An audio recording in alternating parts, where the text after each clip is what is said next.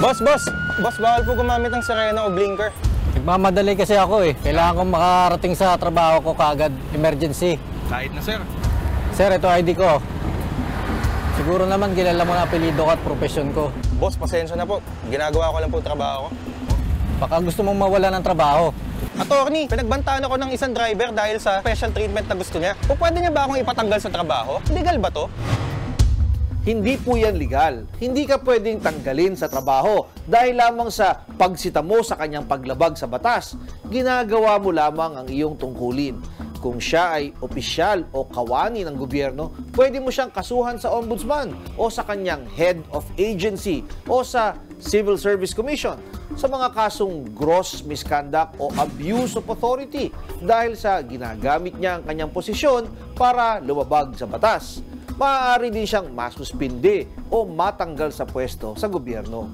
Kung siya naman ay pribadong tao lang pero nagpapanggap na kawani o opisyal ng gobyerno, pwede rin siyang makasuhan ng usurpation of authority na may parusang pagkakulong ng 2 taon hanggang 10 taon ayon sa hatol ng hukuman. Attorney, nagbayad ako sa enforcer nung mahuli niya ako. Akala ko ligtas na ako. Pero nagulat na lang ako nang may dumating na violation letter sa bahay namin. Pwede ko bang ireklamo yung enforcer dahil tinanggap niya yung lagay ko tapos may violation pa rin pala ako? Hindi po legal ang magbigay ng lagay sa pulis o traffic enforcer. Kaya hindi pwedeng gamiting depensa ang usapang kaakibat ng binigay mong lagay. Hindi rin pwedeng kasuhan ang traffic enforcer dahil hindi siya tumupad sa usapan ninyong kapalit ng lagay na iyong ibinigay. Bribery o corruption of public officials ang tawag sa kaso ng pagbibigay ng lagay sa sinumang opisyal ng gobyerno kapalit ng pabor na hindi niya gagawin ang kanyang tungkulin o bibigyan kanya ng special treatment o iba pang kapaburan.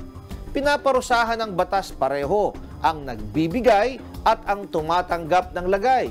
Bribery pa din ang kaso kahit hindi pa naibigay ang inialok na lagay. Ito ay may parusa na pagkakulong ng 12 years hanggang 20 years ayon sa hatol ng hukuman. Kung kayo po ay may nais ikonsulta sa inyong lingkod, i-follow lang ang Facebook page ng Good Morning Kapatid. Mangyaring i-private message po ninyo sa akin ang inyong mga katanungan. Maraming salamat. Mga kapatid, Justin Quirino po. Masayang kwentuhan at makapulahang informasyon ang hatid namin tuwing umaga. Kaya't mag-subscribe na at mag-follow sa social media pages ng News 5.